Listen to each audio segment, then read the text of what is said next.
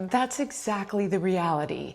Is he eccentric? Yes, he's a little bit eccentric, but he's a good person. If you look at his history, this is a guy who sued Monsanto, DuPont, General Electric. He's an environmental attorney. His goal was to clean up chemicals out of our environment to help people not get cancer. Now, if you look at what he's promised to do, it's three things. So the first one, obviously, is he wants to end corruption.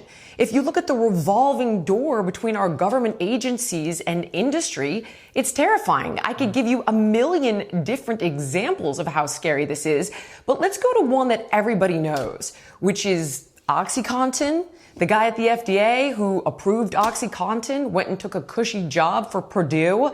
There are a million examples like this. He wants gold standard research when it comes to vaccines and drugs, but particularly vaccines, because the research on those is not up to par. And I'm going to give you a perfect example. He wants human randomized control trials. So if you look at hepatitis B, which is one of the most controversial vaccines for kids because it's specifically for people who have risky sex and use needles, and you can test the mother to find out if she's negative before you vaccinate the newborn. So why does a child even need this? Well, ironically, after the drug companies were given blanket immunity in 1986, they added 48 more doses of vaccinations to the schedule. But let's look at Hep B. What are the clinical trials that it goes through? I think your mind is going to be blown, and I encourage everybody to look this up. It's on the FDA's website.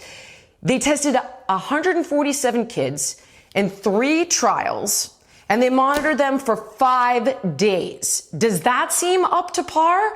I don't think so. And then the second thing, and by the way, I could give you a million other examples just like this one. And the third thing is he was tasked with dramatically improving the health of Americans. And in case everybody's missed it, we are unhealthier than ever. 74% of adults are overweight or obese. We've all heard the diatribe. I'll run through it one more time. We're more infertile than ever. Infertility rates are going up 1% every year. Autism, 1 in 34 kids. It was like 1 in 10,000. When I was a child, I mean, we could go on and on and on. Does rock bottom have a basement? I don't think so. There's a loophole in the FDA that lets 10,000 chemicals into our food, 9,000 of which are banned in every other country of the developing world.